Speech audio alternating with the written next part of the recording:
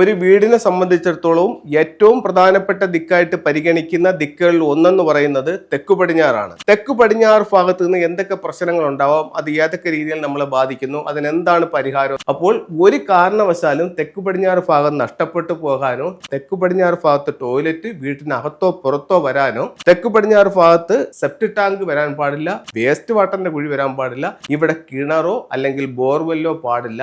ഇനി സമ്പത്ത് കൊണ്ടുവരുന്ന മറ്റൊരു ഫംഗ്ഷനിൽ ഉപയോഗിക്കുന്ന പ്രധാന ഒരു ടൂൾ എന്ന് പറയുന്നത് മണി ഫ്രോഗ് ആണ്. ഒരു വീടിനെ സംബന്ധിച്ചിടത്തോളം ഏറ്റവും പ്രധാനപ്പെട്ട ദിക്കായിട്ട് പരിഗണിക്കുന്ന ദിക്കുകളിൽ ഒന്നെന്ന് പറയുന്നത് തെക്കു പടിഞ്ഞാറാണ്. ആ തെക്കു പടിഞ്ഞാറിന്റെ ദിക്കിനെ നമ്മൾ വേണ്ട രീതിയിൽ പരിഗണിച്ചില്ല, ശ്രദ്ധിച്ചില്ല, അല്ലെങ്കിൽ അവഗണിച്ചു കഴിഞ്ഞാൽ 8ന്റെ പണി തെക്കു പടിഞ്ഞാറിന്റെ ഭാഗത്തു നിന്ന് നമുക്ക് കിട്ടും. അത് ഒരുപാട് വീടുകൾ കഴിഞ്ഞ ഇത്രയും വർഷത്തെ എക്സ്പീരിയൻസ് വെച്ചിട്ടാണ് ഞാൻ നിങ്ങളായിട്ട് ഇത് ഷെയർ ചെയ്യുന്നത്. അപ്പോൾ ഒരുപാട് വീടുകൾക്ക് അത് അനുഭവമാണ്. തെക്കു പടിഞ്ഞാറ് ഭാഗത്ത് നിന്ന് എന്തൊക്കെ പ്രശ്നങ്ങൾ ഉണ്ടാവാം, അത് ഏതൊക്കെ രീതിയിൽ നമ്മളെ ബാധിക്കുന്നു, അതിനെന്താണ് പരിഹാരം എന്നുള്ള ഒരു പ്രോഗ്രാമിലേക്ക് നമുക്ക് പോകാം. വീടിനെ നമ്മൾ കറക്റ്റ് 9 തിരിക്കുന്നു. ഇത് വീടിന്റെ ഓരോ റൂമുകളൊന്നും അതിനകത്ത് മാർക്ക് ചെയ്യുന്നില്ല, ദിക്കുകൾ മാത്രം പറയാം. South, north, west, east. തെക്ക് പടിഞ്ഞാറ് എന്ന് പറയുന്ന സൗത്ത് വെസ്റ്റ് കോർണർ കന്നിമൂല, വടക്ക് പടിഞ്ഞാറ് വായുകോണ്, വടക്ക് കിഴക്ക് ഈശാനകോണ്, തെക്ക് കിഴക്ക് അഗ്നികോണ്. 8 ദിക്കും ഒരു ബ്രഹ്മസ്ഥാനവുമായി. ഇതിൽ തെക്ക് പടിഞ്ഞാറ് എന്ന് പറയുന്ന കന്നിമൂല ഭാഗം എന്ന് പറയുമ്പോഴത്തേക്ക് ആ വീടിന്റെ 8ൽ1 ഭാഗമാണ് കന്നിമൂല എന്ന് പറയുന്നത്. അത് ഇവിടെ ഈ ഭാഗത്താണ്. ഇതാണ് കന്നിമൂല എന്ന് പറയുന്ന ഭാഗം.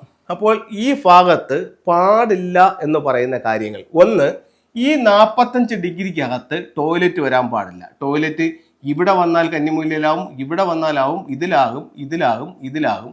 ഈ ഭാഗത്ത് എവിടെ വന്നാലും കന്നിമൂല ടോയ്ലറ്റ് ആവും. അതേസമയം വീടിന്റെ പുറത്തോ ഇവിടെ ടോയ്ലറ്റ് വന്നാലും കന്നിമൂല ഭാഗത്ത് ടോയ്ലറ്റ് ആവും. അപ്പോൾ ഈ ഭാഗത്ത് എങ്ങും ടോയ്ലറ്റ് വരാനേ പാടില്ല. 2, ഈ ഭാഗത്ത് സെപ്റ്റിക് ടാങ്ക് പാടില്ല. 3, ഈ ഭാഗത്ത് കിണറോ ബോർവെല്ലോ പാടില്ല തെക്ക് പടിഞ്ഞാറ് ഭാഗത്ത്. 4, ഇവിടെ വന്നിട്ട് വീടിന്റെ പണി എടുക്കുമ്പോൾ തെക്ക് പടിഞ്ഞാറ് ഭാഗം ഒഴിച്ചിട്ടിട്ട് പണിയാൻ പാടില്ല. ഒരുപാട് വീടുകൾ നമ്മൾ കണ്ടിട്ടുണ്ട്, വീടെല്ലാം ഉണ്ടാവും, പക്ഷെ ഈ തെക്ക് പടിഞ്ഞാറ് എന്ന് പറയുന്ന ഒരു മൂല കാണത്തില്ല, ഇത് ഒഴിച്ചിട്ടായിരിക്കും പറയുന്നത്. അപ്പൊ കന്നിമൂല നഷ്ടപ്പെട്ടു പോയ വീടാണ്. എത്ര പൈസ വന്നാലും 10 പൈസ കയ്യിൽ നിൽക്കാതെ നഷ്ടപ്പെട്ടു പോകുന്ന ഒരു അവസ്ഥ ഉണ്ടാവും. ഇനി ഈ തെക്ക് പടിഞ്ഞാറ് ഭാഗത്ത് ചിലപ്പോൾ ഇത്രയും ഭാഗം ഇല്ലായിരിക്കാം, ഇവിടെ ഇത്രയും മാത്രം. അപ്പൊ എത്ര പോയി? ഇത്രയും ഭാഗം പോയി. എന്നാലും കന്നിമൂല മിസ്സിങ് ആയിരിക്കും.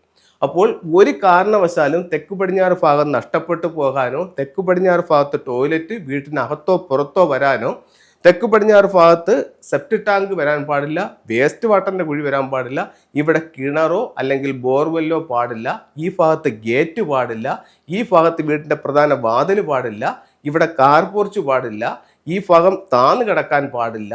അങ്ങനെ ഒരു തരത്തിലുള്ള നിർമ്മാണത്തിലെ വൈകല്യങ്ങളും തെക്കു പടിഞ്ഞാറ് ഭാഗത്ത് പാടില്ല. അങ്ങനെ വന്നു കഴിഞ്ഞാൽ പല തരത്തിലുള്ള ബുദ്ധിമുട്ടുകൾ നമ്മുടെ ജീവിതത്തെ ബാധിക്കുമെന്നുള്ള കാര്യത്തിൽ യാതൊരു സംശയവുമില്ല. അതുകൊണ്ടാണ് പറയുന്നത് തെക്കു പടിഞ്ഞാറ് വളരെ ശ്രദ്ധിക്കണം, അല്ലെങ്കിൽ നമുക്ക് 8ന്റെ പണി കിട്ടും. ഇനി നമുക്ക് തെക്കു പടിഞ്ഞാറ് നഷ്ടപ്പെട്ടു പോകുമ്പോൾ ഉണ്ടാകുന്ന ഒരു പ്രധാന പ്രശ്നങ്ങളിൽ ഒന്നെന്ന് പറയുന്നത് സാമ്പത്തിക പ്രശ്നമാണ്. അപ്പോൾ ആ സാമ്പത്തികം നമ്മുടെ കയ്യിലേക്ക് വരാനായിട്ട് നമുക്ക് എന്തൊക്കെ കാര്യങ്ങൾ ചെയ്യാമെന്ന് പറയാം. ഇതെല്ലാം ഫെങ്ഷു പ്രകാരം അല്ലെങ്കിൽ വാസ്തുപ്രകാരം പറഞ്ഞു തരുന്ന റെമഡികളാണ്, നല്ല റിസൾട്ടുള്ള റെമഡികളാണ്. നിങ്ങൾക്ക് താല്പര്യമുണ്ടെങ്കിൽ ചെയ്ത് നോക്കാവുന്നതാണ്. നിങ്ങളുടെ പണപ്പെട്ടിക്കകത്ത് ഗോമതി ചക്രമാണ് ഈ കാണുന്നത്. ഗോമതി ചക്രമാണ്. ഇതിൻ്റെ 11 ഗോമതി ചക്രം. ഇതൊരു ഗോമതി ചക്രമാണ്. 2 സൈഡുകളുണ്ട്. ഇതിലെത്ര 11 ഗോമതി ചക്രം നിങ്ങളുടെ പണപ്പെട്ടിയിൽ സൂക്ഷിക്കുക. ഇത് നിങ്ങളിലേക്കുള്ള സമ്പത്ത് നിലനിർത്താനായിട്ട് നല്ലൊരു ടൂളായി ഫെങ്ഷുയിൽ കണക്കാക്കുന്നുണ്ട്, അല്ലെങ്കിൽ വാസ്തുവിൽ കണക്കാക്കുന്നുണ്ട്. അതുപോലെ തന്നെ കുബേര കോയിൻസ്, ഇത്തരത്തിലുള്ള കോയിൻസ് നമുക്ക് നമ്മുടെ ക്യാഷ് ബോക്സിൽ വെക്കാവുന്നതാണ്. അതുപോലെ ഫെങ്ഷുയിൽ ഉപയോഗിക്കാവുന്ന ചൈനീസ് കോയിൻസ് ഉണ്ട്. അത് ഗോൾഡും ഉണ്ട്, കോപ്പറും ഉണ്ട്. ഇത് വന്നിട്ട് കോപ്പറിൻ്റെ കോയിനാണ്, ഇത് ഗോൾഡ് കോയിനാണ്. ഇതൊരു സെറ്റായിട്ടും നമ്മുടെ പണപ്പെട്ടികൾ സൂക്ഷിക്കാവുന്നതാണ്. ഇനി സമ്പത്ത് കൊണ്ടുവരുന്ന മറ്റൊരു ഫെങ്ഷുയിൽ ഉപയോഗിക്കുന്ന പ്രധാന ഒരു ടൂൾ എന്ന് പറയുന്നത് മണി ഫ്രോഗ് ആണ്. അപ്പോൾ ഇത്തരത്തിലുള്ള ഒരു ഫ്രോഗ് ചുണ്ടിലൊരു ചൈനീസ് കോയിനും കടിച്ചു പിടിച്ച് എല്ലാ സൗഭാഗ്യങ്ങളുമായിട്ട് സമ്പത്തിൻ്റെ ഒരു തവള നമ്മുടെ വീട്ടിനുള്ളിലേക്ക് കടന്നു വരുന്ന രീതിയിൽ നമ്മുടെ പ്രധാന വാതിലിൽ നിന്ന് വീട്ടിനുള്ളിലേക്ക് നോക്കി വയ്ക്കാം. ഒരുപാട് വീടുകളിൽ ഇത് വളരെ ഉയരത്തിൽ വെച്ചിട്ടുള്ളതായിട്ട് കാണുന്നുണ്ട്. അത് തെറ്റാണ്. എല്ലാവർക്കും എല്ലാ ഐശ്വര്യങ്ങളും ഉണ്ടായിട്ട് പ്രാർത്ഥിച്ചുകൊണ്ട് നിർത്തുന്നു. നന്ദി, നമസ്തേ.